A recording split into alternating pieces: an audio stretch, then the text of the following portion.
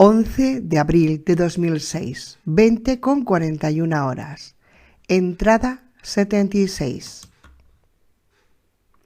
Hacía calor en el fondo de aquella pequeña hondonada. El sol brillaba inmisericorde en medio de un limpio cielo azul y caía a plomo sobre Pritchenko y sobre mí, tumbados como lagartijas al lado del cada vez más pequeño charco de agua de lluvia, que se evaporaba a ojos vista en medio de aquella temperatura asfixiante. El aire vibraba con el calor y los escombros, que estaban a más de 10 metros de distancia, parecían temblar a través de la atmósfera. El silencio era absoluto, solo roto por los ocasionales chasquidos y crujidos de las ruinas, al desmoronarse pequeños montones de piedras y por el pesado zumbido de las moscas. Hubo un momento en el que oímos a lo lejos el ladrido de varios perros, pero su sonido se perdió en la lejanía al cabo de unos minutos. Prit y yo habíamos tratado de construir un pequeño parasol con los restos de una sábana desgarrada, pero no teníamos cómo soportarla y finalmente desistimos. Estábamos demasiado débiles como para realizar alardes de ingeniería. En realidad, nuestra situación era lamentable. Estábamos los dos solos, prácticamente desarmados, perdidos en medio de una ciudad abandonada y en parte arrasada, rodeados de miles de no muertos, agotados, hambrientos y con una charca de agua sucia como toda bebida. No eran precisamente unas vacaciones en Acapulco. Estábamos sudando en medio de aquel calor tórrido. Me acerqué hasta el borde de la charca y bebí un poco de agua, haciendo un cuenco con las manos. Pude ver mi reflejo en la superficie. Sonreí. Mi imagen y la de Pritchenko eran asombradamente parecidas.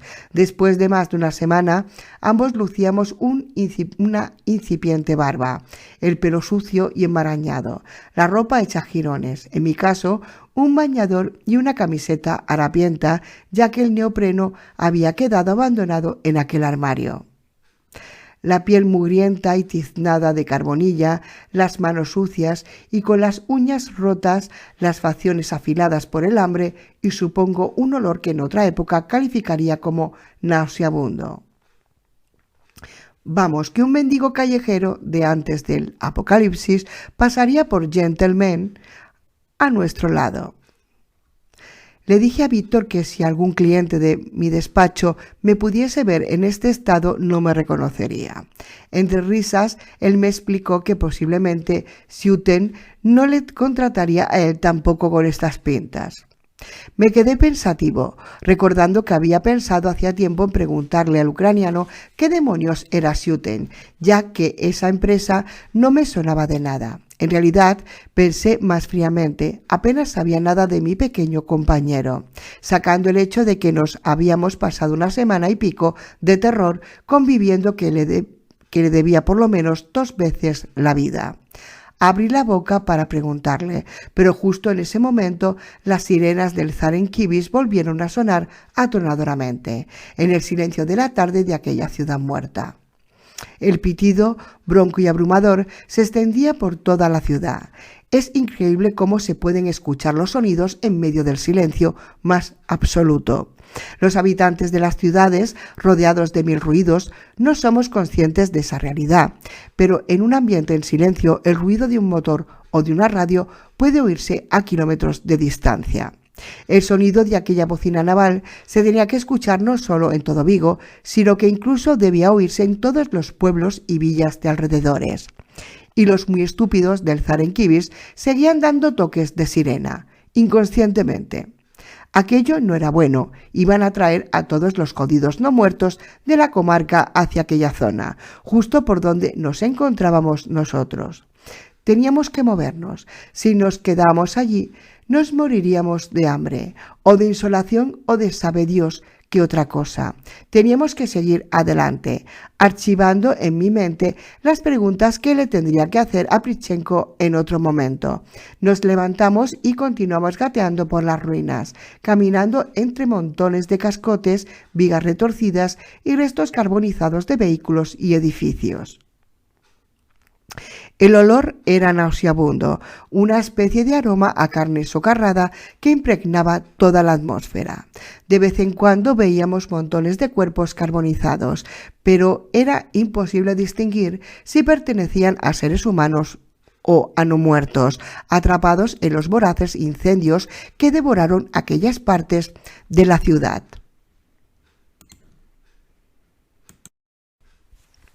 Súbitamente frené en seco, aterrado ante la posibilidad de que la oficina de UPS hubiese ardido hasta los cimientos. Si era así, ya nos podíamos despedir del misterioso paquete, a no ser que fuese envuelto en una caja de amianto. Traté de tranquilizarme recordando que la calle por donde caía la oficina estaba en una zona que, vista desde el Corinto, me parecía recordar que estaba intacta. Aún así, era un motivo a mayores para continuar a toda velocidad hacia nuestro destino. No tardaríamos más que unas horas en llegar hasta allí. No caminaríamos de noche, por supuesto, pero al amanecer alcanzaríamos las oficinas. A medida que avanzaba la tarde, la temperatura iba refrescando y pronto Víctor y yo estábamos tiritando de frío. Las noches de abril pueden ser heladoras en Galicia, por mucho calor que haya hecho durante el día. El ucraniano y yo nos detuvimos, vacilantes. Habíamos llegado al borde de la zona incendiada. Frente a nosotros se extendía una amplia calle de 2 carriles, cubierta de polvo y suciedad y parcialmente manchada de hollín, pero intacta. Por algún motivo, quizás un súbito cambio de viento o un aguacero. El incendio se había detenido allí y no había continuado calle abajo, devorando la ciudad. A partir de aquel punto continuaba el resto de Vigo, en su inmensa mayor parte intacto, pero sucio y abandonado e infestado de no muertos. La caminata entre las ruinas había resultado torturadoramente lenta y difícil, pero al menos teníamos la seguridad de que no nos encontraríamos con más no muertos mientras estuviésemos en ellas. A partir de aquel punto, el camino sería más fácil, pero considerablemente más peligroso. No teníamos otra opción. Procurando pasar lo más desapercibidos posibles, nos internamos en la calle. Traté de leer su nombre en una placa, pero estaba demasiado cubierta de hollín como para que pudiese distinguir qué ponía. Además, la luz era cada vez más tenue. La noche caía. Aunque estábamos apenas un par de manzanas de las oficinas de UPS, teníamos que detenernos y ocultarnos mientras caía la noche sobre la ciudad. Las horas más peligrosas empezaban ahora. Sería un suicidio caminar por una zona desconocida e infestada de esos seres estando desarmados y sin poder ver dónde nos metíamos. Ni hablar. No habíamos llegado tan lejos para cagarla antes de doblar una esquina. Además, necesitábamos comer algo urgentemente o desfalleceríamos. El estómago de Víctor lanzaba unos gruñidos que asustarían a un oso y el mío no estaba mucho mejor. De golpe, Pritchenko se detuvo y me señaló un punto, al tiempo que una amplia sonrisa iluminaba su rostro. Exhalé un suspiro de alivio. Definitivamente, aquel estaba resultando ser un buen día. Víctor acababa de encontrar un sitio estupendo para pasar la noche.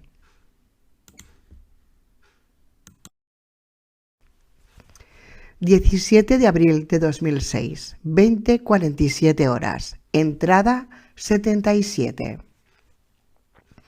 Estoy sentado junto a una pequeña fogata, donde un sabroso caldo concentrado de pollo con verduras burbujea alegremente. Al otro lado de las llamas puedo ver la familiar silueta de Pritchenko, envuelto en una manta, roncando de una manera tan estruendosa que sería capaz de despertar a los muertos. Por primera vez en semanas estoy de tan buen humor que hasta me atrevo a hacer bromas sobre todo esto. Y no es para menos. Cuando salimos hace un par de días del sector incendiado, Prit y yo estábamos absolutamente exhaustos. Afortunadamente, el pequeño ucraniano localizó rápidamente un lugar para guarecernos durante unas horas y recuperar fuerzas, algo que sin duda nos salvó la vida.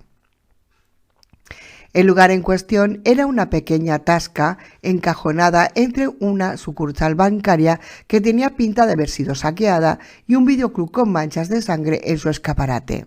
Tenía la fachada cubierta de suciedad y hollín y colgando sobre la puerta de un desvencijado cartel de Coca-Cola con el nombre del bar pintado en su parte inferior. Acepa Vela. Una tasca sin pretensiones, dirían los más benevolentes, un tugurio de mala muerte, dirían los más realistas. Lo cierto es que aquel era un bar lamentable al que en mi vida normal de antes del apocalipsis no le habría dedicado ni siquiera una fugaz mirada. La puerta estaba cerrada con una verja abatible que llegaba hasta el suelo, donde la enganchaba un enorme candado oxidado. En su pequeño zaguán de entrada, entre la verja y la puerta, se acumulaban unos cuantos periódicos viejos y ya amarillentos de antes de la epidemia y un montón de folletos publicitarios descoloridos y medio podridos tras un par de meses de exposición a la lluvia y el viento. Aquel garito tenía toda la pinta de estar cerrado desde bastante antes de que todo se fuese al infierno. No era probable que nos encontrásemos no muertos allí dentro, pero era algo que solo sabríamos una vez que traspasásemos aquel umbral. Además, nuestras opciones se reducían rápidamente. Estaba oscureciendo y pronto no seríamos capaces de ver más allá de nuestras raíces. El cielo estaba encapotándose, amenazando tormenta, y no podíamos contar con la luz de la luna. A cada minuto que pasábamos allí de pie, en medio de la calle, aumentaban las posibilidades de ser observados por alguna compañía no deseada. La sucursal bancaria tenía su puerta totalmente reventada y alguien se había llevado en algún momento el cajero automático del exterior, arrastrándolo con un vehículo potente. A juzgar por las marcas en la pared y el asfalto, por supuesto. Saqueadores en los días caóticos de antes del final, supongo. Tanto daba. Lo cierto es que dormir en aquella sucursal o hacerlo en la calle era prácticamente lo mismo, y en aquel videoclub con rastros de sangre en la puerta no pensaba entrar ni loco. No tenía ninguna necesidad de alquilar una película en aquel momento. Así pues, la mejor alternativa era el pequeño bar. Mientras Prit trasteaba con el candado de la verja, yo escudriñaba el interior a través del escaparate de la fachada. A través de desvaídos anuncios de academias y de carteles de partidos de fútbol regional, podía ver el interior polvoriento y oscuro con las botellas ordenadamente alineadas en el aparador de detrás de la barra. Súbitamente, la idea de beberme una cerveza espumosa, tranquilamente sentado en una mesa, se convirtió casi en una obsesión. Teníamos que entrar como fuera. Caminando unos metros hasta la zona derruida, cogí un grueso cascote de unos 5 kilos y reuniendo mis menguadas fuerzas lo lancé contra el cristal del escaparate. El sonido sordo del impacto sobresaltó a Víctor, que pegó un bote hacia un lado mientras pequeñas esquirlas de cemento del cascote caían sobre él. Le miré apesadumbrado, pidiéndole silenciosamente disculpas, mientras el ucraniano meneaba la cabeza aún alterado. El escaparate estaba astillado, pero aún no se había roto. Cristal de seguridad, pero del malo. Si fuese realmente bueno, ni lanzándole 100 veces aquel pedrusco le haría un rasguño. Pero al fin y al cabo aquel era un bar de mala muerte y no una joyería, por lo que tras unos buenos golpes al viejo estilo soviético de Britchenko, finalmente aquel escaparate cedió, abriéndose un boquete del tamaño suficiente como para que Prit y yo nos colásemos por él con facilidad. El interior olía a polvo y a cerrado. De manera automática dirigí mi mano al interruptor de la pared, tratando inútilmente de encender la luz. Me reí yo solo de mi gesto. Hay determinados reflejos que son imposibles de olvidar. En la vida, por supuesto, mientras Prit apoyaba una mesa contra el boquete, tapando el hueco de acceso y transformando de nuevo aquel lugar el bar en un fortín contra los no muertos, me colé detrás de la barra para registrarla mientras aún quedase algo de luz. La caja registradora estaba vacía y el cadáver mohoso de un limón se pudría lentamente en un cuenco al lado de un cuchillo oxidado. Encontré un mechero, levanté la cabeza a tiempo para ver cómo Prischenko corría unas pesadas cortinas sobre el ventanal, de forma que el interior quedaba oculto a la vista desde la calle. Perfecto. Con manos temblorosas encendí el mechero, alumbrándonos con aquel Bic. Registramos los cajones de la barra hasta encontrar un par de velas. Mientras las encendía, abrimos una de las neveras, por supuesto apagada, y en menos de 2 minutos Prischenko y yo nos habíamos trasegado al menos media docena de botellines de agua y un par de refrescos, sentados con la espalda apoyada en la barra. A medida que notaba el líquido corriendo por mi organismo, me sentía revivir. Mi lengua se rehidrataba con cada botellín de agua y podía sentir cómo mis células se esponjaban ante aquel líquido tan deseado. Una vez calmada la sed, el hambre se volvía un asunto acuciante. Mientras escribía unas líneas en esta libreta, oía a Víctor cacharrear en la pequeña cocina de la parte trasera. Me sentía demasiado débil para ayudarle. Al cabo de unos minutos, Prischenko reapareció con gesto sonriente y una enorme pila de latas de conservas resbalando de sus manos. La cocina estaba intacta y relativamente surtida. No daría para alimentar a un regimiento, pero sí para dar de comer a un par de supervivientes por un par de días. Aquella noche dormimos a pierna suelta por primera vez en una semana. Cuando nos despertamos, pequeños rayos de luz se filtraban por los resquicios de las cortinas. Tras asearnos someradamente con un par de botellines de agua, en aquella zona de la ciudad demasiado alta, de los grifos no manaba ni una gota, nos aventuramos de nuevo al exterior. La calle estaba empapada, posiblemente por algún chaparrón nocturno, mientras el ucraniano y yo avanzábamos por la acera, ocultándonos detrás de los coches abandonados.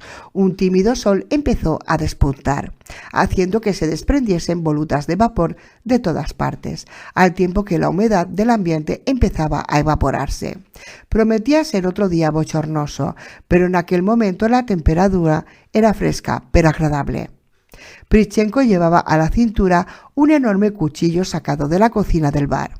Yo, por mi parte, agarraba una pequeña hacha de trocear costillas que, si bien no me serviría de mucho contra una horda de esos seres, por lo menos aumentaba enormemente mi confianza. Quizás fue un exceso de confianza lo que casi nos cuesta la vida. Estábamos a menos de 10 minutos de la dirección que parecía en el resguardo, cuando al doblar la esquina de una manera un tanto apresurada, tropecé con la chica. Era joven, de unos 20 y tantos años y bastante alta. Tenía una espectacular melena rubia hasta media cintura y una bonita figura. Llevaba puesto un top bastante ajustado que dejaba poco lugar a la imaginación y unos pantalones vaqueros que le sentaban realmente bien. Sus facciones eran delicadas y en las orejas llevaba unos elaborados y enormes pendientes de fantasía. Era guapa. Muy guapa, en conjunto una mujer realmente espectacular.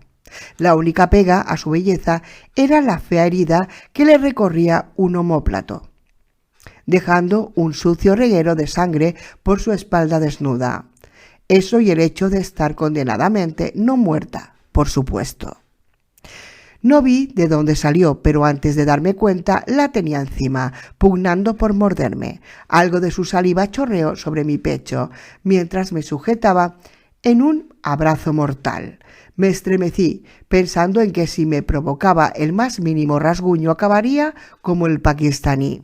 Grité, desesperado, pidiendo ayuda a Prischenko. Víctor se situó flemáticamente detrás de la mujer, que me tenía arrinconado contra la pared. Con un gesto rápido y experto, sujetó la cabeza de la chica por el cabello con una mano y, agarrando su cuchillo con la otra, empezó a degollarla metódicamente. Era un espectáculo dantesco. Borbotones de sangre negra y podrida fluían del cuello de aquella muchacha mientras el cuchillo de Prichenko segaba metódicamente sus músculos y tendones. Al llegar a la tráquea, el cuchillo hizo un gesto rasposo mientras desgarraba el cartílago del cuello. Aquello parecía una carnicería de dementes. La sangre chorreaba sobre Víctor y sobre mí, incapaz de separarme de aquel brazo letal que me tenía sujeto contra la pared. La mujer trataba de zafarse para atacar a Prichenko, pero ahora era mi turno de sujetarla con fuerza. Estaba como hipnotizado con aquel espectáculo. Podía ver el agujero de su esófago claramente, entre cuajarones de sangre. Cuando el cuchillo de Prichenko llegó a las vértebras del cuello, súbitamente quedó encallado. Sacando la hoja, se apartó hacia atrás al tiempo que yo empujaba el cuerpo de la chica, empapado de sangre, que se quedó tambaleante en medio de la calzada, con la cabeza colgada en un ángulo imposible sobre su espalda. Era mi turno. Cogiendo impulso, descargué un hachazo, tratando de cercenar el trozo que quedaba. Sin embargo, el cuerpo de aquel ser se desplazó de un golpe y un paso hacia atrás, y el filo del hacha se clavó en su clavícula. Ahora la chica se mecía como enloquecida en medio de la calle, con la cabeza pendiendo de un hilo y un brazo medio cercenado. Era una escena tan grotesca y barroca que parecía sacada de una película gore. Lo único que me hacía ser consciente de que aquello era real era la adrenalina que estaba bombardeándome en mis venas. Descargué un segundo hachazo. Esta vez el golpe fue certero y la cabeza rodó por el suelo, al tiempo que el cuerpo de la chica se desplomaba entre convulsiones nerviosas. Prichenko recogió la cabeza del suelo, agarrándola por el pelo, y se quedó contemplándola, pensativo. Era espeluznante. Aquella jodida cabeza seguía viva, abriendo y cerrando la boca con furia, rechinando los dientes. No podía emitir sonidos, pues no tenía laringe ni pulmones, pero me apostaría lo que fuese a que si pudiese estaría chillando de furia. Cogiendo impulso, Prit balanceó su brazo y la arrojó con todas sus fuerzas calle abajo.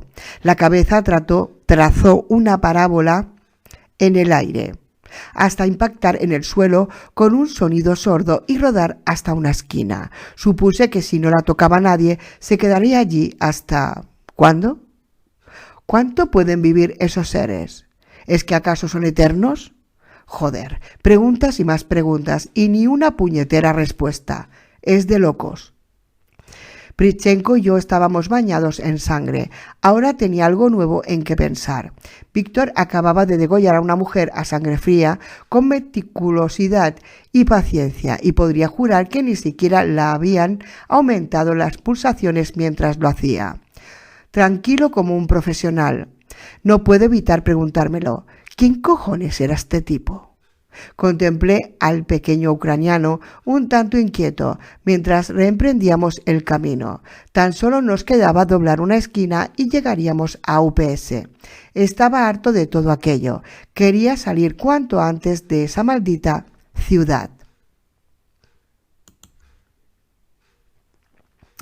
18 de abril de 2006, 21:01. Entrada 78. Unas bolsas de plástico revoloteaban alocadamente de un extremo a otro de la ancha avenida, arrastradas por un aire espeso y caliente, lleno de polvo, que formaban complicados remolinos. En el centro de la calle, separando los dos carriles de circulación, se alzaba una mediana en la cual la naturaleza empezaba a reclamar imperiosamente su lugar. Las plantas ornamentales que un día la decoraban habían sucumbido frente a las malas hierbas y ahora docenas de hierbas, helechos y zarzas se enroscaban en torno a unos árboles a los que nadie podaría en mucho, mucho tiempo. De entre las grietas de asfalto empezaban a asomar tímidamente los primeros brotes de hierba. Pronto el resto de la vegetación vendría detrás. Aparcados en los arcenes o directamente abandonados en cualquier punto de la calzada, reposaban docenas de vehículos, en su mayor parte turismos, aunque se veían algunas furgonetas e incluso un par de enormes camiones pesados. Uno de estos, un monstruoso TIR, tenía la cabeza tractora empotrada dentro del escaparate de una tienda de ropa de mujer. Un reguero de sangre reseca colgaba de la puerta del conductor, pero no se veía ni rastro del cadáver. Jirones de cortinas flameaban desde las ventanas abiertas de varios pisos. Todos los edificios de la calle parecían tener gran parte de sus ventanas destrozadas y el asfalto estaba cubierto por una gruesa capa de cristales. Posiblemente la onda expansiva de alguna gigantesca explosión en el puerto había arrasado gran parte de las ventanas de la ciudad. No se veía ni un solo signo de vida, aparte de docenas de ratas y gaviotas revoloteando por encima de nuestra cabeza.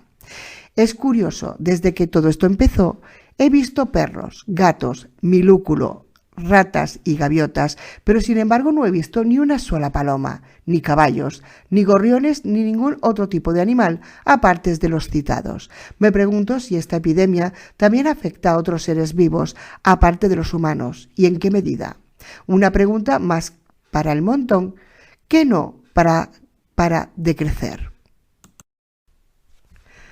Prit y yo estábamos apostados detrás de una enorme furgoneta de una empresa de construcción, con el parabrisas reventado y las 4 ruedas deshinchadas. Esta furgoneta estaba semimontada sobre la acera, justo en la esquina con la calle por donde habíamos llegado, y era un punto de vista perfecto de toda la avenida. No se veía ni un solo monstruo por las inmediaciones, pero las huellas de pies arrastrados sobre el polvo que cubría el asfalto era inconfundible. Al fondo, a no más de 200 metros, podíamos distinguir unas cuantas figuras tambaleantes vagando indefinidamente por la calzada, demasiado lejos para vernos, pero no tanto como desearíamos. El suelo estaba cubierto de restos de basura y suciedad, además de los cuerpos putrefactos de docenas de cadáveres, todos ellos con heridas de bala. Pritchenko creía que podían ser no muertos abatidos por alguna de las partidas del punto seguro en una incursión de saqueo. Yo no sabía qué pensar.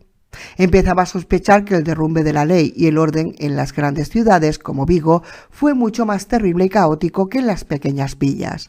Cuando todas las fuerzas de seguridad estaban desbordadas ante miles de llamadas de ciudadanos denunciando la aparición de los no muertos en las calles, debió empezar a imperar la ley del más fuerte.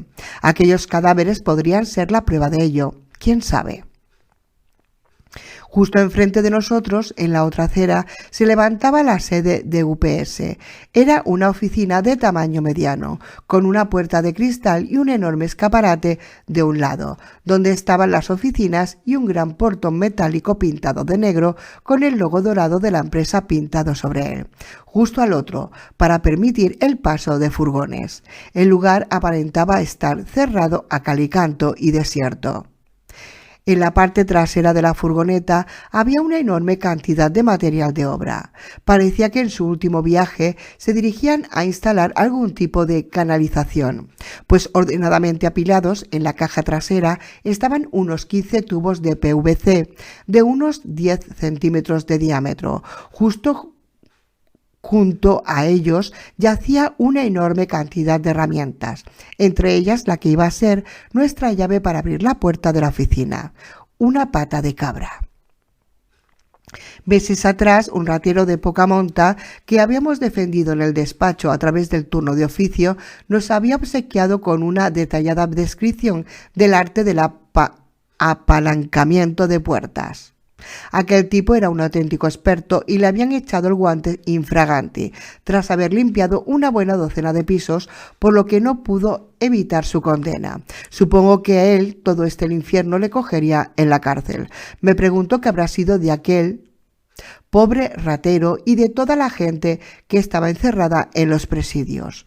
Imágenes de corredores enteros muriéndose de hambre y de sed desfilaron ante mis ojos. Me estremecí. Espero que al menos, aunque criminales, hayan tenido una oportunidad de sobrevivir. Agarrando la pata de cabra con las 2 manos, crucé sigilosamente la calzada con Pritchenko pegado a mis talones, dispuesto a poner en práctica las enseñanzas de aquel caco. Es cierto que el saber no ocupa lugar. Fue bastante más fácil de lo esperado. Tras un breve forjeceo y un par de melladuras en el marco, la puerta cedió de golpe con un sonoro crack que me heló la sangre en las venas. No creo que se oyese a más de 10 metros de distancia, pero a mí me sonó como un cañonazo en el silencio sepulcral de aquella calle. Entramos en el vestíbulo de UPS. Por fin habíamos llegado. La oficina de atención al cliente en la que estábamos era funcional y discreta. Un mostrador de madera con numerosas marcas dejadas por innumerables paquetes separaba la parte de los clientes de la de los empleados. En una esquina, totalmente seca, el esqueleto de una planta de interior acumulaba polvo. En una mesa baja, entre un par de sillas, se acumulaban unos cuantos periódicos de varios meses atrás y algunas revistas del sector. En el aire flotaba, tenue pero fácilmente perceptible, un discreto aroma rancio a humo de tabaco. Alguien que trabajaba en aquella oficina fumaba mucho, pese a que ya hacía tiempo que nadie encendía un cigarrillo por allí. Sin embargo, no era ese el único olor enmascarado bajo el aroma del tabaco, que había otro efluvio mucho más intenso y desagradable, el aroma de la podredumbre, el aroma de la muerte. Prit y yo nos pusimos en guardia de inmediato. Enarbolando el hacha me acerqué hasta la puerta batiente que separaba la parte delantera del almacén, mientras el ucraniano se apostaba justo delante, apuntando hacia la misma con el cañón de la inmensa pistola de Kristinev. Le miré sudoroso y Víctor asintió con la cabeza. A su señal le propiné una fuerte patada a la puerta, al tiempo que me echaba a un lado, dejándole libre la línea de tiro a Pritchenko. Me encogí, esperando oír la detonación del arma, pero lo único que se escuchaba era la respiración acelerada del ucraniano.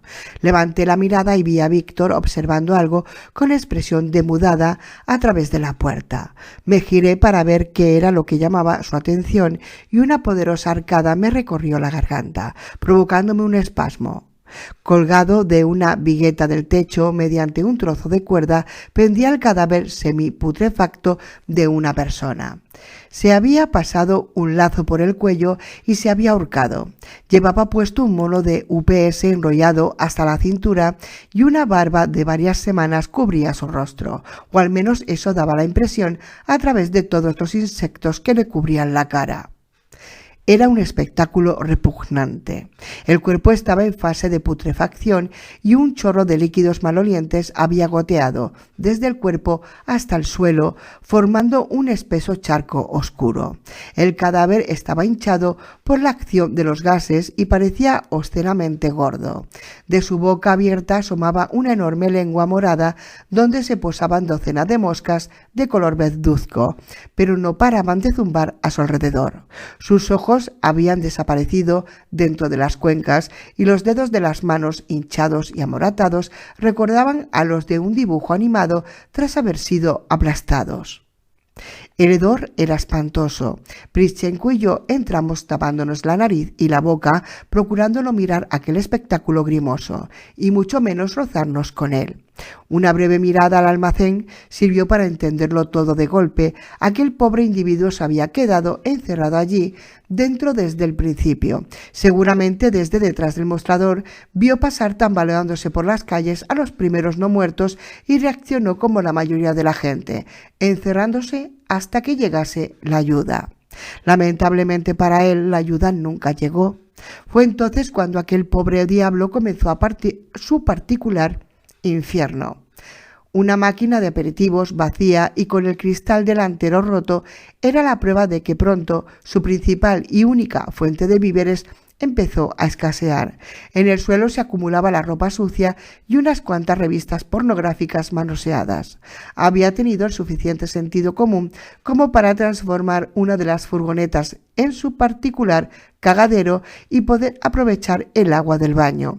Pero pronto esta también debió empezar a faltarle. Al cabo de un tiempo, el hambre, la sed, la soledad y la locura fueron demasiado para él y no pudo más. Pobre hombre.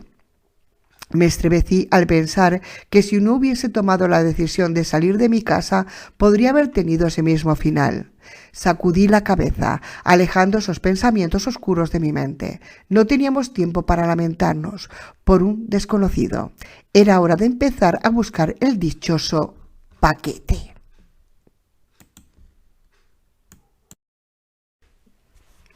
...19 de abril de 2006... ...20:33. Entrada 79.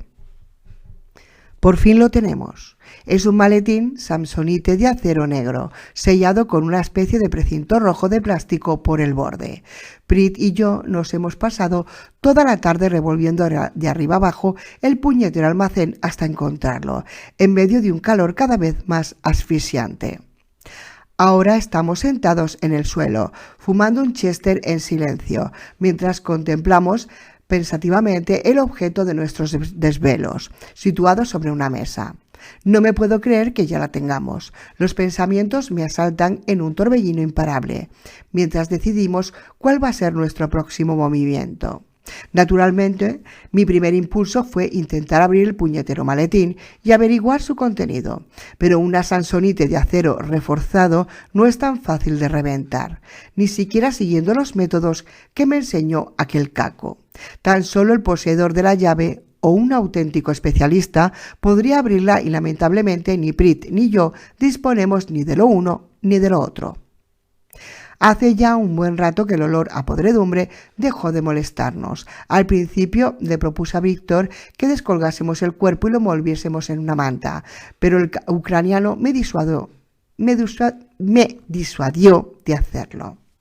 Me dijo que tal y como estaba el cadáver, lo más probable es que nos reventasen los brazos y recibiésemos un baño de entrañas corrompidas.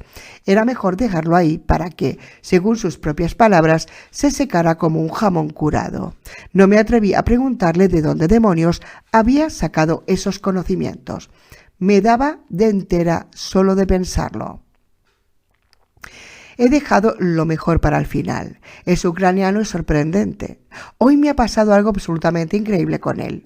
Mientras se volvía en un cajón de las oficinas buscando un juego de llaves para abrir una serie de armarios metálicos que había al fondo del almacén, saqué casualmente una serie de papeles administrativos de la oficina y los apoyé distraídamente sobre la mesa. Me giré para abrir otro cajón y justo en ese instante Pritchenko entró en el despachito con aire fatigado. Se desplomó en la silla de la oficina y estiró los brazos mientras bostezaba estruendosamente. Justo en ese instante su mirada se posó en los papeles apoyados encima de la mesa y pronunció distraídamente una sola palabra: Siunten. Me quedé paralizado al oírle. Di la vuelta y observé primero la cara impasible y cachaduza del ucraniano, con sus enormes bigotazos rubios, y después los papeles apoyados de cualquier manera encima de la mesa. No pude resistirme más. ¿Siunten? ¿Siuten? Le pregunté alborotado. ¿Es esto Siuten? Al tiempo que apuntaba a los papeles. Da, sí, me respondió Prit, un tanto sorprendido al ver mi reacción. Y no era para menos. Aquellos papeles eran puro protocolo, el acta de una inspección o algo por el estilo, pero lo realmente interesante estaba en la esquina de los folios, en el membrete. Siunten era la versión deformada y eslava que tenía Pritchenko de pronunciar Xunta. Xunta, la Xunta de Galicia, el gobierno autónomo gallego. Súbitamente se hizo la luz en mi mente. Ahora lo entendía todo. No hay demasiados ucranianos trabajando para la Xunta de Galicia y Pritchenko era uno de ellos. Es más, ahora sabía exactamente a qué se dedicaba mi pequeño amigo, sin necesidad de preguntárselo. Un escalofrío de excitación recorrió mi espalda. ¡Qué idiota he sido! ¿Cómo no había caído antes? 26 de abril de 2006, 21:20. Entrada 80. Giré la cabeza para contemplar el perfil afable de Prit, sintiéndome de golpe horriblemente cansado. Habíamos pasado un par de semanas absolutamente terroríficas los dos juntos hasta conseguir recuperar aquel dichoso maletín que ahora reposaba inocentemente encima de una vieja y cascada mesa de madera. Por culpa de lo que fuera que hubiese en su interior, habían muerto al menos 5 personas e incluso nosotros estuvimos a un pelo de perder el pellejo también en un par de ocasiones. Ahora todo aquello era pasado, ya lo teníamos y aún seguíamos vivos. Supongo que la selección natural se ha vuelto exageradamente dura desde unos meses a esta parte y los que quedamos con vida somos los más hábiles, los más aptos o simplemente los que nos hemos tomado muchas decisiones equivocadas. ¿Quién sabe? Ahora teníamos que salir de aquel puto almacén. Algo fácil, en principio, sobre todo gracias a Prit. Cuando descubrí lo que significaba Siunten, una venda cayó de mis ojos. Ya sabía que era mi pequeño amigo ucraniano. Prit era, aunque él no lo supiese, una de las personas más valiosas que quedaban en esta parte del mundo. Ni siquiera Ushakov, el capitán del Zaren Kibis, había averiguado quién era Víctor, pues de lo contrario no lo hubiese mandado tan alegremente a tierra a una muerte casi segura, sino que habría tratado de explorar sus cualidades. Prit valía su peso en oro. Sentado a mi lado, fumando silenciosamente un Chester, con sus enormes bigotes rubios colgando sobre la boca, estaba el señor Víctor Pritchenko, el único piloto de helicóptero vivo en cientos de kilómetros a la redonda. Los incendios forestales son una plaga en Galicia durante el verano. Ser una de las regiones más arboladas y boscosas de Europa tiene como consecuencia que todos los años voraces incendios asolen hectáreas y hectáreas de bosques y son precisos enormes esfuerzos, materiales y humanos para combatirlos. Al principio de los 90, en unos años muy secos, con incendios particularmente enormes, el gobierno gallego se vio desbordado por la situación. Los medios aéreos utilizados para combatir los fuegos no daban abasto. Las cuadrillas antiincendios no podían ser trasladadas con suficiente rapidez a las zonas afectadas y a los hidroaviones que trabajaban a destajo. Fue entonces cuando por primera vez se decidió contratar a pilotos del este de Europa. En su gran mayoría eran exmilitares rusos, polacos o ucranianos, a los que la caída del bloque del Este había dejado en la calle. Tras salvar a sus aviones y helicópteros del desguace mediante sobornos o cantidades irrisorias, se ganaban la vida en las emergentes naciones del Este de Europa haciendo exhibiciones aéreas o transportando personas y cosas más o menos legales de un país a otro.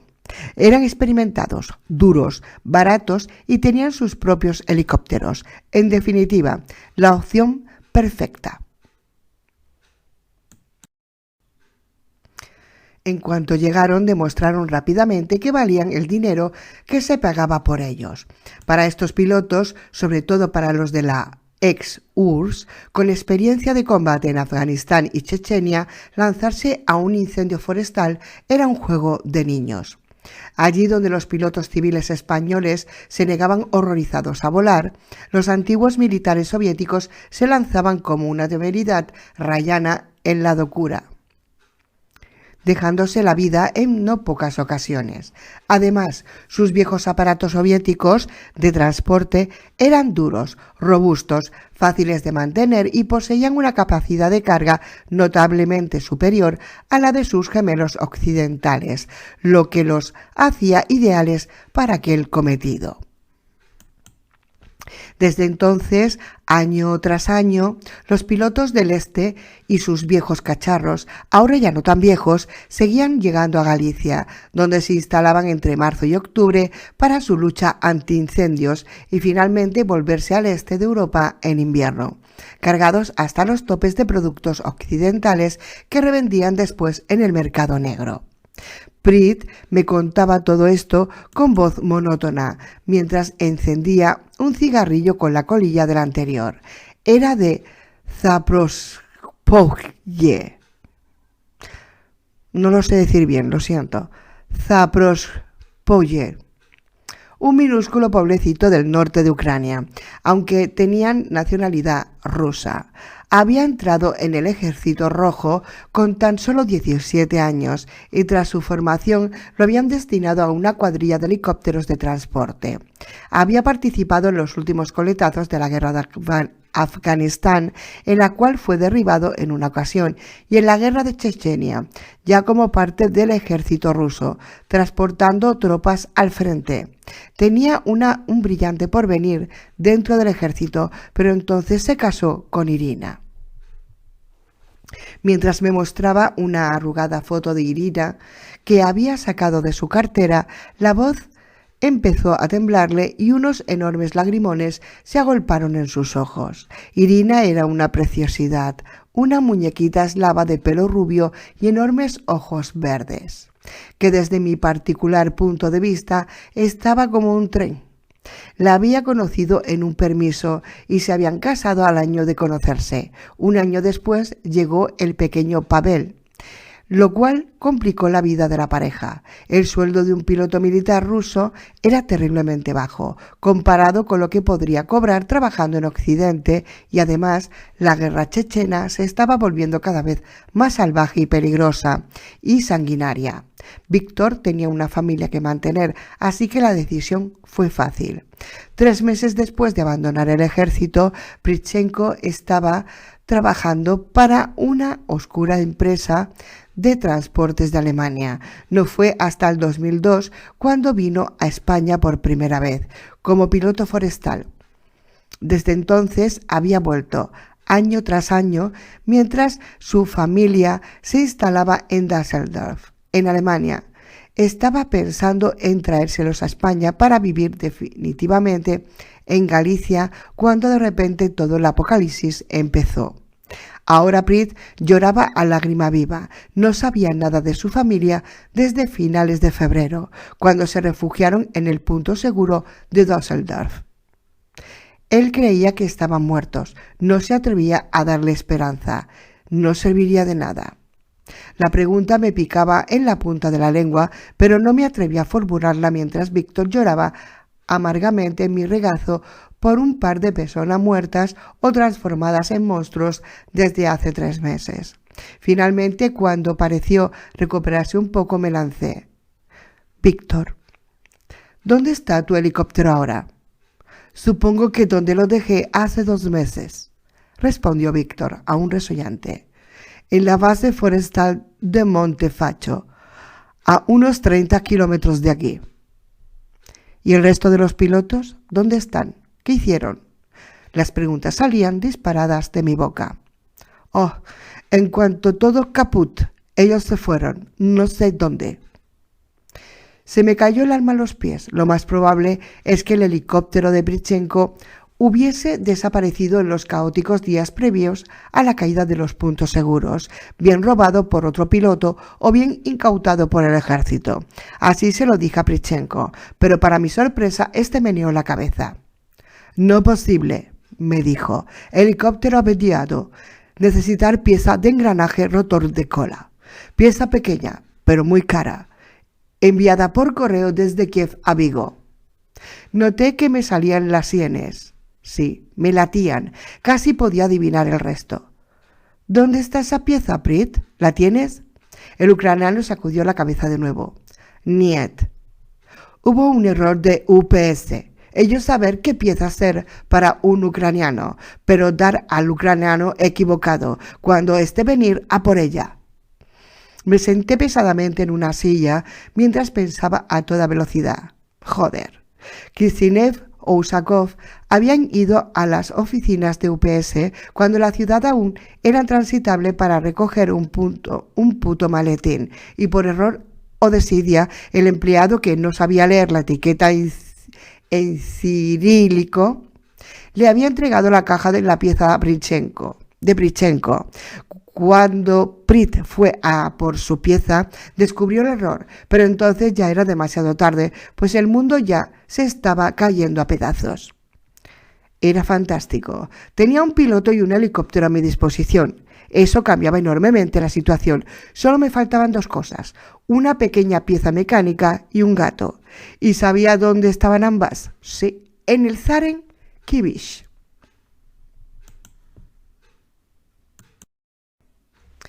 28 de abril de 2006, 19:36 horas. Entrada 81. Está amaneciendo. Hace bastante frío dentro del almacén. Víctor y yo vamos a salir en menos de un cuarto de hora.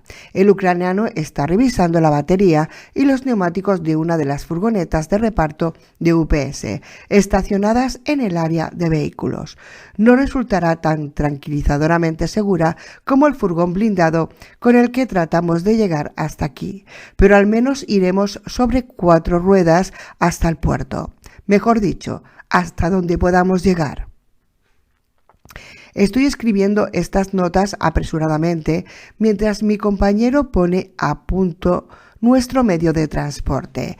Hemos cambiado nuestras ropas destrozadas y sucias para unos monos grises y negros de UPS que estaban colgados en uno de los vestuarios. No nos hemos podido duchar ya que no hay agua, así que nuestro olor y aspecto sigue dejando bastante que desear, pero al menos ya no tenemos pinta de un par de vagabundos huyendo de la ley. Hemos hablado largo y tendido sobre el método que vamos a utilizar a la hora de canjear el maletín por lúculo y la pieza en el Zaren Kibish. Finalmente hemos trazado un plan. Nos ha llevado unas cuantas horas realizar todos los preparativos necesarios, pero creo que funcionará. Esto va rápido. Pritchenko acaba de encender la furgoneta y me está haciendo gestos urgentes para que suba el portón de acceso. El sonido del motor no tardará en atraer a toda una multitud de esos seres hacia esta zona y aún tenemos que hacer una parada en el camino. Espero que todo salga bien. Confío en que la próxima vez que escriba este diario vuelva a tener al lúculo en mi poder. Es hora de partir. Vamos allá. 10 de mayo 2006, 19:53 horas, entrada 82. La calle bajaba en ligera pendiente hacia la explanada del puerto. Tenía unos 20 y tantos metros de ancho, parte de los cuales estaban ocupados por una serie de coches abandonados y montones de basuras y escombros. Alguien en algún momento había volcado un autobús de transporte urbano en la calzada, que ahora yacía de medio de la calle como una ballena varada. Los restos destrozados de un Ford Mondeo, cubierto de agujeros de bala, reposaban a una docena de metros del acceso a la zona portuaria. Dentro, un par de cadáveres hinchados y putrefactos miraban con los ojos vacíos hacia un punto seguro al que jamás pudieron llegar, por algún motivo desconocido.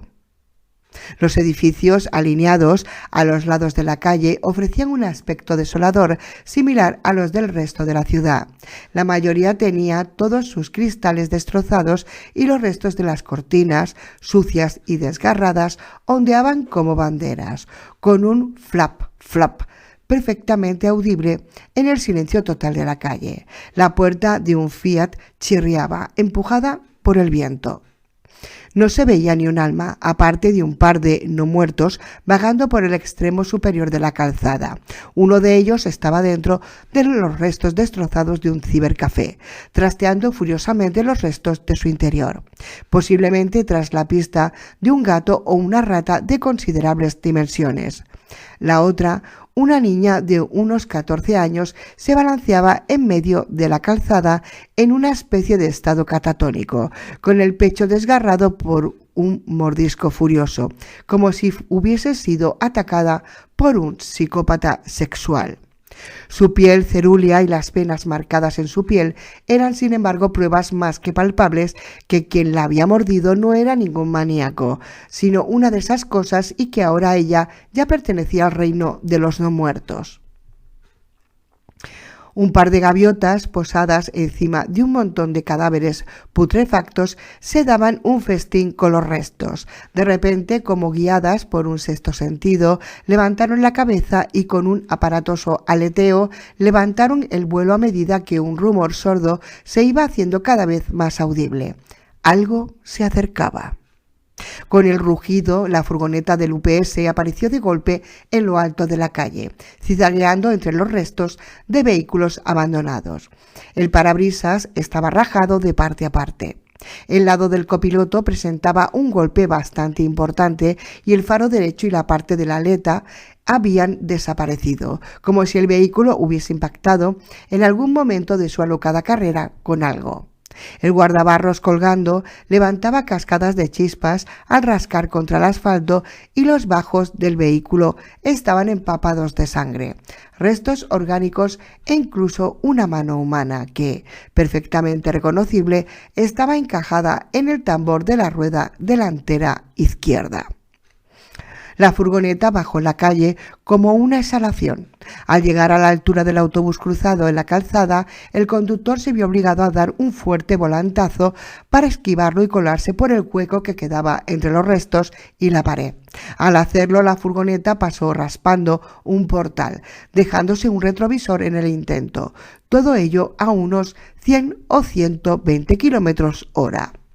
Justo en ese instante, los pasajeros del vehículo vieron a la niña en medio de la calzada, que contemplaba como hipnotizada el pesado vehículo que se lanzaba sobre ella.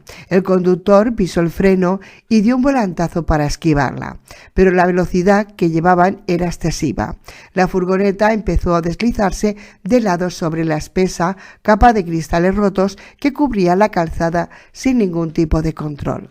Girando como una peonza, embistió con un lateral a la pequeña no muerta que quedó literalmente machacada por el pesado vehículo en su marcha descontrolada.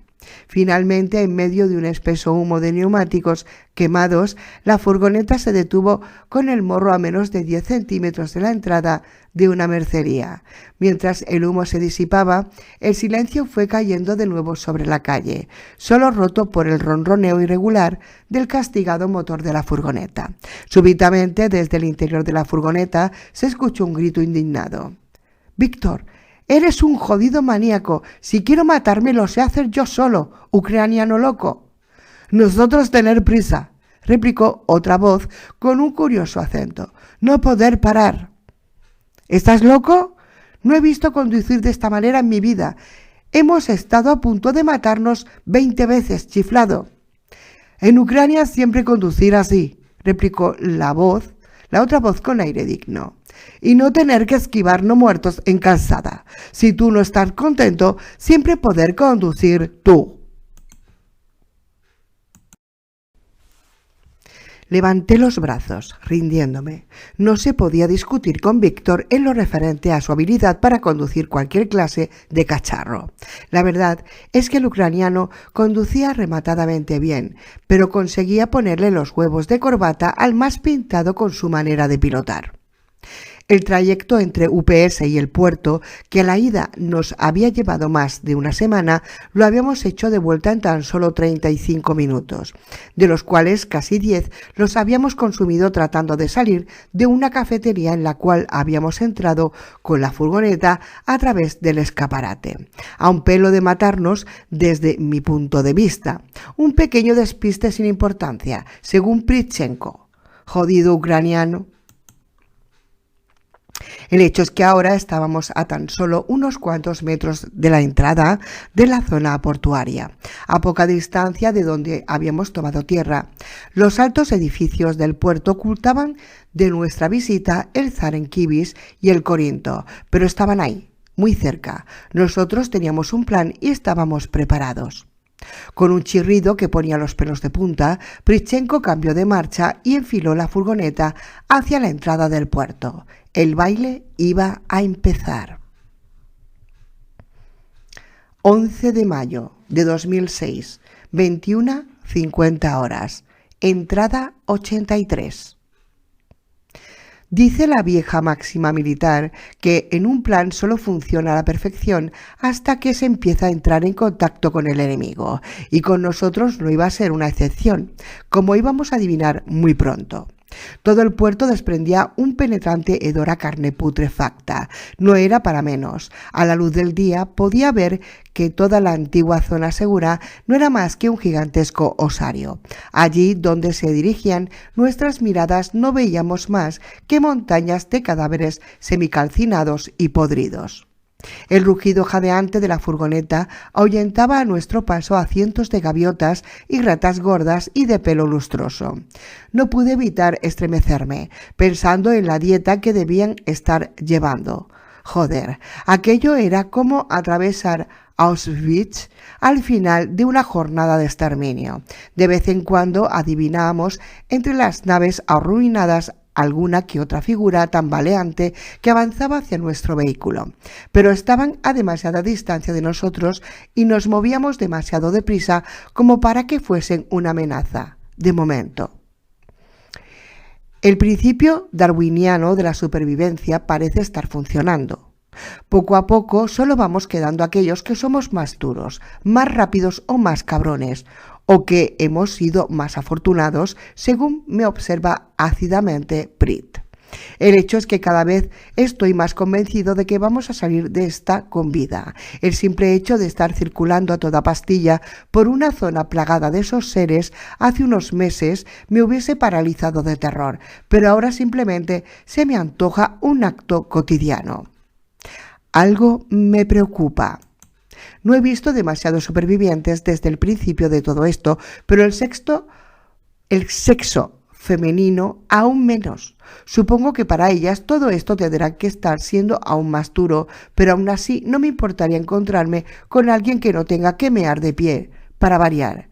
Ya me preocuparé de eso más adelante. Espero. A raíz de esta reflexión, Víctor ha comenzado a contarme una escabrosa historia de una chica de su pueblo llamada Ludmila, apodada la bombera. Pero justo cuando estaba empezando a llegar a la parte del pajar, la más interesante, ha pegado un frenazo seco que casi me proyecta a través del parabrisas. Estábamos en la entrada del callejón de Seur, a pocos metros de donde habíamos tomado tierra hace lo que ahora parece ser 1.000.000 de años. Prit ha cruzado la furgoneta contra el New Beetle arruinado, de forma que no quedaba paso libre, ni siquiera a pie. Esta improvisada barrera nos lo detendría durante demasiado tiempo, pero al menos nos daría margen para ejecutar nuestro plan. Desde lo alto de los restos de la cubierta de la arruinada factoría de congelados, la vista del puerto era excelente. Aquella nave había sido volada en la noche de sangre y fuego que había marcado el fin del punto seguro, pero parte de su estructura aún se mantenía en pie. La esquina suroeste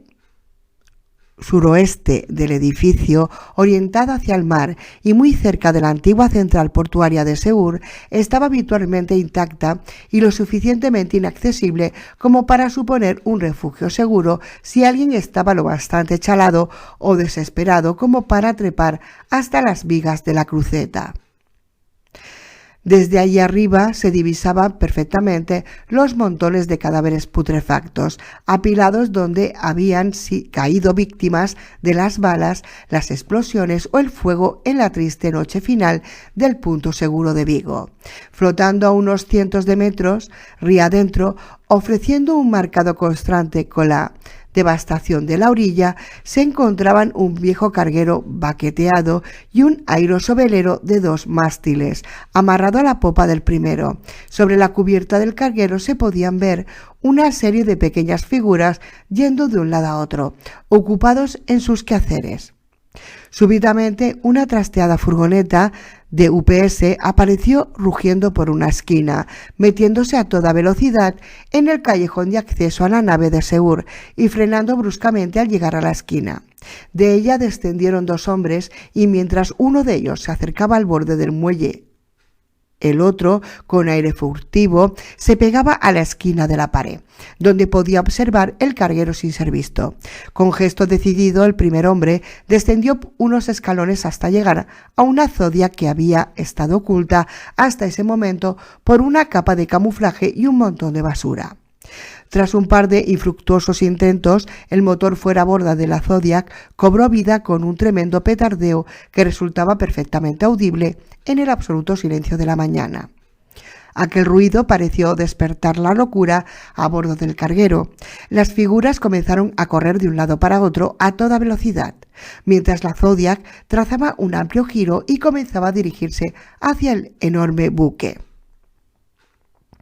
Mientras me acercaba al Zaren Kibis, notaba la adrenalina rugiendo de nuevo en mis venas. Las salpicaduras de agua salada me empapaban el pelo a medida que el casco del carguero crecía ante mis ojos. Con la mano derecha sostenía la caña del motor, mientras que con la izquierda aferraba con fuerza el maletín Samsonite de acero negro.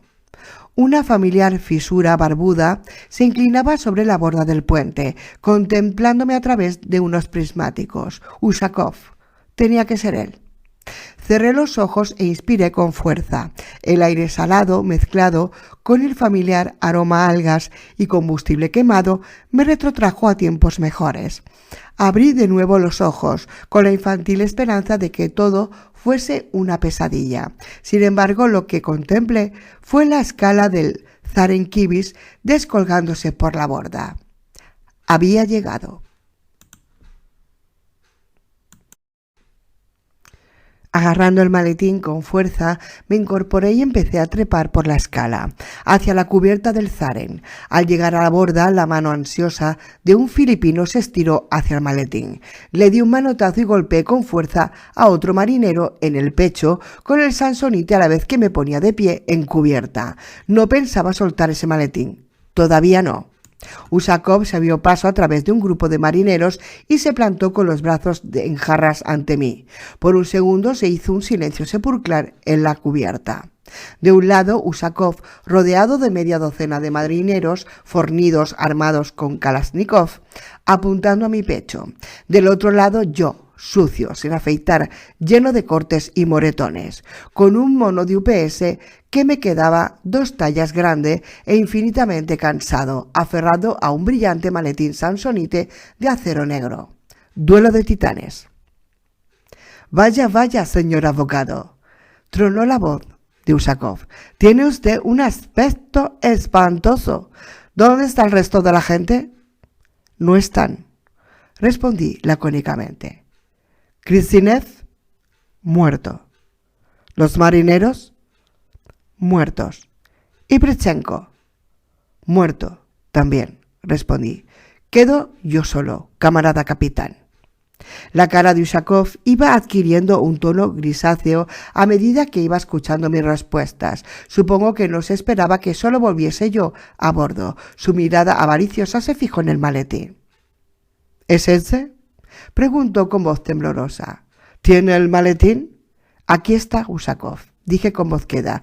Aquí lo tiene. Compruebe la etiqueta.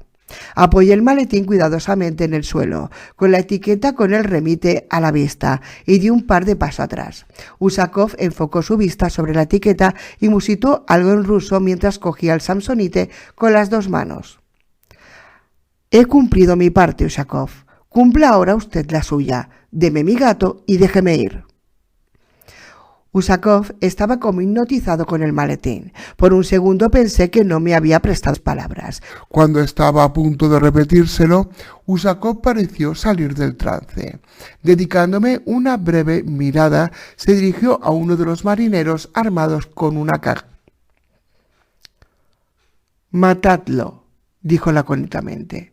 El filipino martilló ruidosamente la AK y me apuntó al pecho. Tenía medio segundo para intentarlo. Era mi turno, ahora o nunca. Yo no lo haría, capitán, dije con voz temblorosa. Cuando había pensado lo que iba a decir, me pareció mucho más fácil, pero eso era porque antes no tenía el cañón de un arma apuntándome a la cabeza. ¿No? ¿Por qué no, señor abogado?, me respondió Ushakov con una mirada malvada en sus ojos. Tengo lo que quería gracias a usted, y pensándolo bien, tampoco me interesa que mucha gente lo sepa. Como no puedo confiar en su silencio, lo mejor que puedo hacer es cerrarle la boca. Así que, adiós, concluyó sonriente. Yo no daría por sentado que usted tiene el maletín correcto, Usakov, le interrumpí. No se precipite. La cara de Usakov se congeló en un rictus agrio, mientras paseaba su mirada alternativamente del maletín a mí y viceversa. ¿Mientes? No miento, Usakov. Fíjese, me acerqué hasta la borda del Zarenkibis y empecé a gesticular con los brazos hacia la orilla.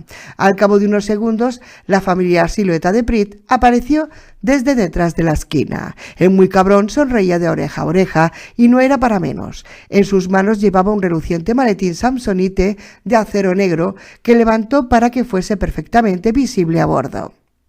Ahora la cara de Usakov era un auténtico poema y el desconcierto era patente entre los tripulantes. Nadie sabía qué estaba pasando. Ese maletín que tiene en sus manos está lleno de periódicos viejos, Usakov. No tiene una mierda, cabrón maníaco. Pero, balbuceó, ¿cómo? Oh, vamos, Vigo es una ciudad muy grande y tiene más de una tienda de maletas. No ha sido muy difícil encontrar un maletín igual al que usted quiere, Usakov. Sonreí. Lo tiene en las manos, hijo de puta. Pero la etiqueta arrancada del otro maletín. Tómela como una prueba de buena fe, como muestra de que el otro maletín es el bueno, capitán. En cuanto me dé lo que quiero, Víctor dejará el maletín en la orilla y cada uno por su lado. Ahora haga el favor de no joderme y sentémonos a hablar como buenos chicos, ¿vale? ¿Qué quiere? Masculló Usakov. Mientras se acercaba amenazadoramente, le salían chispas de furia por los ojos. Muy fácil, respondí tranquilamente. Mi gato, mi barco y el paquete del señor Pritchenko. Uno de esos acá y comida para una semana. Enumeré con los dedos mientras Usakov se iba poniendo cada vez más rojo. Ah, por cierto, no tendrá un paquete de Chester por casualidad, ¿no? Usakov bramó algo ininteligible mientras apretaba los puños. Contempló por unos segundos interminables la orilla. ¿Qué me impide matarle y después ir tras tu amigo de la orilla y matarle a él también? Dígamelo. Muy sencillo, respondí aparentemente más relajado de lo que estaba en realidad. Si no vuelvo a la orilla en 15 minutos yo solo, Prit saldrá por patas con el maletín y lo esconderá en cualquier rincón de esta ciudad abandonada de la mano de Dios. No lo encontraría en 1000 años, Usakov. Piénselo bien. Usakov lo meditó por unos momentos. De repente se giró hacia un marinero y empezó a ladrar órdenes en ruso. Tras ello se dirigió de nuevo hacia mí, con aire amenazador. De acuerdo, señor abogado. Tendrá usted lo que quiere. Hay quien dice que los abogados somos un poco cabrones. No lo niego, pero es genial a la hora de negociar.